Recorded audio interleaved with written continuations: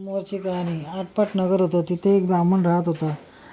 त्याचा एक शिष्य रोज तळ्यावर जाई, स्नान करी, शंकराच्या घरी शंकराची पूजा करी आणि वाटेत वेळूचे बेट होते. तो परत येऊ लागला म्हणजे मी येऊ असा आवाज येई. तो मागे पाही पण कोणीच नसे. त्या भीतीने तो वाळत चालला. तेव्हा गुरुजींनी त्यास त्याविषयी विचारले. शिष्याने मी येऊ या गोष्टीबद्दल सांगितले. तेव्हा गुरुजी म्हणाले, भिवू नको, मागे काही पाहू नको, खुशाल त्याला ये म्हण. तुझ्या मागून येऊ दे. शिष्य नेहमीप्रमाणे स्नानास गेला.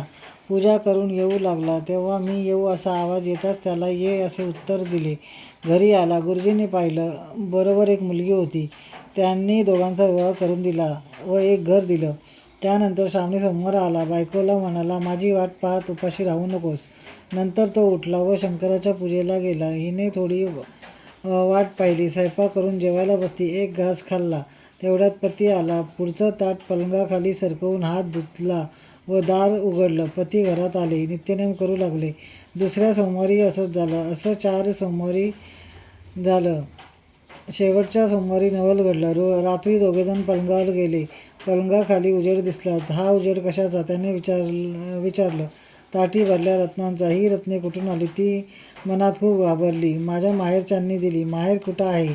वेळूच्या बेटी आहे. मला तिथं घेऊन चल. दोघेही निघाली. ती मनात शंकराची प्रार्थना करू लागली.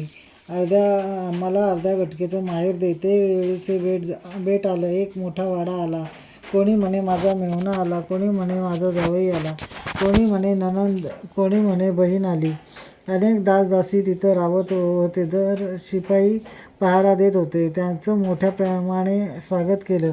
भोजनाचा थाट केला. जेवणं झाली. सासू-सासऱ्यांचा निरोप घेऊन घरी परतली. अर्ध्या वाटेत खुंटीवर हार राहिल्याची आठवण झाली. दोघेही परत गेले तर तेथे वाडा नाही, शिपाई नाहीत, केवळ वेळूचे बेट आहे. पतीने विचारले, इथलं घर काय झालं? जसं आलं तसं गेलं. आपलं अभय असेल तर सांगते. 4 सोमवारी आपली हाय का? ऐकताच जेवणाचं ताट तशीच पलंगाखाली सरकवून दिली. ती रत्नांनी भरली, सोन्याची झाली. ती मला देवाने दिली. आपण विचारू लागला तेव्हा मी घाबरून गेले आणि माहेरचे म्हणून सांगितलं. शंकराची प्रार्थना केली. अर्ध्या गटकेचं माहेर मागितलं. त्यांनी तुमची खात्री केली. माझी इच्छा परिपूर्ण झाली.